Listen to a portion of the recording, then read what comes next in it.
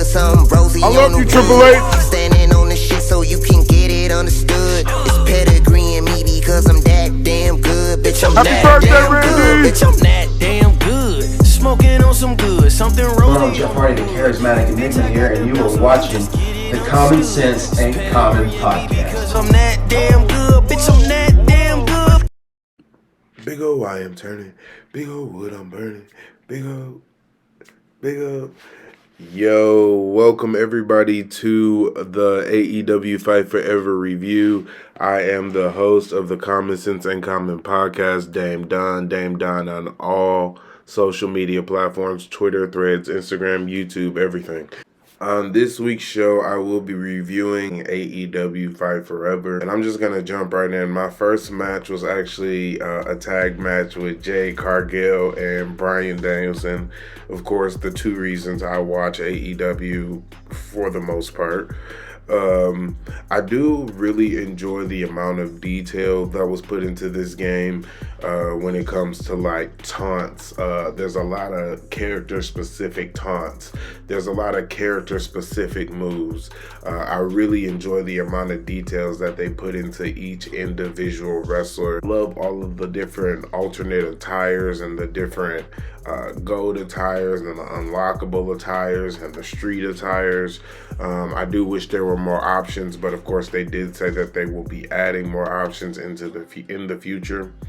I really just love the attention to detail. Like, that is one thing that really stood out to me right away, is the attention to detail to all of the wrestlers. And the more you play with the wrestlers, the more you just see like the detail that they really put into the taunts and the moves and, you know, the things I noted before.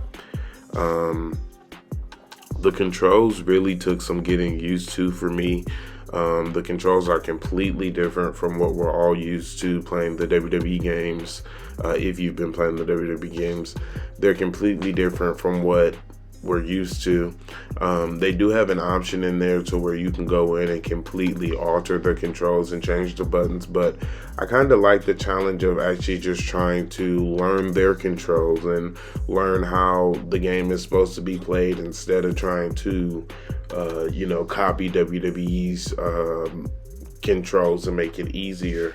I definitely want to see if I can just learn their controls, and it is taking a little getting used to. There is still certain things I can't do, like springboards and like when you set the table up and just throw the person on the table. There's just like little shit I'm still not really sure how to do, but I enjoy the challenge of trying to figure out how to do it. The main thing I hate so far is the pinning. I hate the pin. You can dominate a match, the entire match, and be pinned off one signature or one finisher. It can really change the entire course of the whole match. I mean, you can literally beat somebody's ass the whole match. They hit you with 2 or 3 moves, pin you, and it's over. And I'm button smashing the damn button, so, I mean, maybe I am ass at kicking out, but majority of the time, I just feel like this shit doesn't work. Maybe they need to have like a button mash meter that you fill up or something like that, but I just feel like the just endless button mashing just doesn't work. It ends the matches way too quickly, and I do understand it's kind of like a arcade style type, but I just feel like it ends the matches way too quickly. I definitely don't like how you can be pinned so easily on regular moves. I mean, even on online, it kind of worked to my benefit. I was doing an online match. The guy was whooping my ass the whole time. I did a clothesline and pinned him. So, I mean, like, that is honestly fucking ridiculous, but I'll take the win. But I honestly hate the pinning. Another con I have is I don't like how long it takes to find the weapon that you're looking for under the ring. I feel like if you're like going under there looking for thumbtacks, you're gonna have to get through 100 different wet floor signs and 100 different car parts and mops and brooms to get to the damn thumbtacks. I do love that. I do love the variety of weapons in this game. You got the trash can lid, the football helmet, the football. I love the different variety of weapons in the game, but I feel like they maybe need to try to put all the tables on one side, put the car parts on one side, put the thumbtacks on one side or something. Because I'm literally clearing the whole underneath the ring for a bag of thumbtacks. I'm clearing everything from under there for the bag of thumbtacks. So maybe if they can kind of organize that up, but also still be able to have like the freedom in there, that'll be cool too. Me personally, I am not a season mode, career mode kind of person, but I do enjoy that every time I play the season or career mode, it is almost a completely different story with, I think maybe it triggers different things depending on who you play with, but I really enjoy how every time you play a different, like every time I've played the story so far for me personally, it's triggered some type of different storyline, whether it's Britt Baker coffin dropping off the top of the cage, or I finally just unlocked Brody Lee, and I seen earlier today that that's triggered by 4 wrestlers, which is Wardlow, MJF, Sammy Guevara, and then Chris Jericho. I put that on Twitter, and there was people saying that they unlocked them with women and things of that nature too, so maybe it works with women too, but I did see that it was triggered with Sammy Guevara, MJF, Chris Jericho, and Wardlow. I'm not a huge fan of the tag matches. I don't really like how when you tag in and out, everybody just kind of runs in the ring and then they just kind of stay in the ring forever. I don't really like that aspect. I do wish there were also more match types for tag matches, but again, I guess we will see those in updates. I would love to see, speaking of updates, I would love to see like some attire updates and also arena updates. I would love to see like maybe like the Ghostbusters Adam Cole attire or the Storm Jade attire.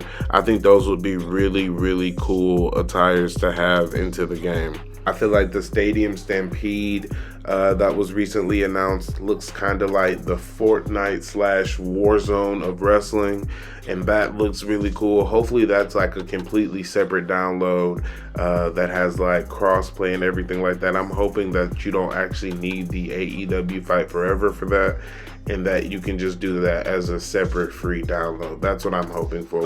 One thing I do want to say about this game is a really good base. I feel like maybe in a year, 2 years, we'll be having a completely different conversation about this game once we really get some core updates and some key features added to this game. I definitely feel like in a year or 2, year and a half, we'll be having a completely different conversation about this game. Overall, I definitely feel like it has the potential to have longevity as long as it is being actively updated and they're adding different things to the game periodically. I do want to say I hate comparing AEW to WWE in any form of any stretch of the imagination at all. I hate comparing them, but I hope that this game kind of gives WWE 2K the competition that they've desperately needed. Hopefully that this will kind of light the fire under their ass that they've needed lit under their ass for so long. AEW has things like double spears, ladder finishers off of ladders into tables doing your actual finishing move. Like, there's so many different details that they've added into the games. You can jump from one ladder to the other ladder. There's so many different details that they've added that they need to incorporate into the WWE 2K games, into that realism world. They really need to incorporate them into those, and I would just really love to see WWE 2K just kind of take their time. I don't think we necessarily need a game every year, especially considering it's pretty much the same game with a new roster and a new what do you call that Road to WrestleMania thing with John Cena? That's John Cena's this year and Rey Mysterio was last year. What is that called? Road to WrestleMania, the Legends mode, whatever it is. But it's really just an updated roster with a new career mode and then like that new little Legends mode. I don't feel like we need a new game every single year. I feel like we could definitely have a game every year and a half, 2 years, do solid core updates, and we would be better off. We don't need a rushed product game with just a better roster. Speaking of WWE, I really enjoyed playing with a lot of old WWE talent: Malachi Black, Rusev, Christian, Daniel Bryan, Pac, Andrade, El Idolor. I had a lot of fun playing with a lot of the old WWE characters that I haven't really played with in a while. I enjoy their movesets. I know a lot of their movesets, so it was really fun kind of jumping in and playing with them again. This is a really, really, really fun game. It is going to take some getting used to when it comes to the controls. I hate when these games come up with this tagline of, oh, pick up and play. I mean, you can pick up and play and maybe punch and kick over and over, but you're not going to pick up and play and know what the fuck you're doing. It is definitely going to take some time getting used to the controls.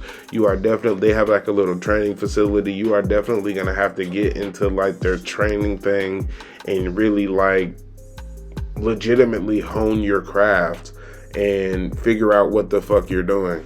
I do feel like this is a really good game. However, I do not feel like this is like an absolute, oh my god, I have to have it right now. I feel like if you have some extra money and you want to buy it, fine. But I don't think that it's something that you would need to be like, oh my god, I need it. I don't think it's there yet. Once it gets some updates and things like that, possibly. But at this time, I just feel like it is a great game. If you have some extra money, perfect, go get it. But I wouldn't necessarily break the bank, be trying to borrow your money from your parents and all that shit. I wouldn't necessarily be doing that.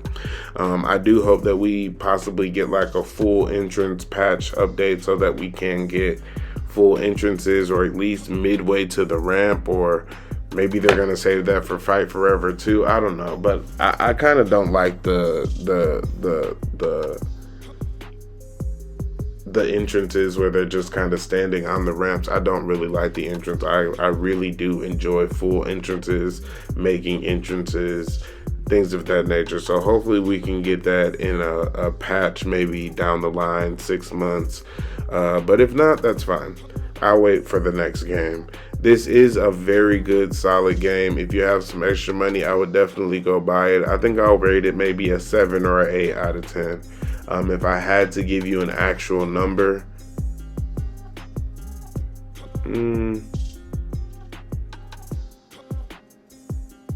I'll give you a 7.5 out of 10, but this game has the potential to be a 9 out of 10 once we get proper updates, proper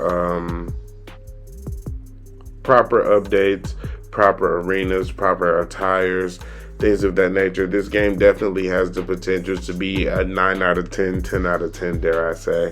I think maybe in a year and a half, 2 years, like I said at the beginning, we'll be having a completely different conversation about this game. I definitely think it has the potential to still be going strong in a year and a half, 2 years. That was my review of AEW Fightforever. For more content like this, please make sure you hit the thumbs up button and subscribe. And please make sure you check out my wrestling podcast once a week right here on YouTube. Thank you so much for listening.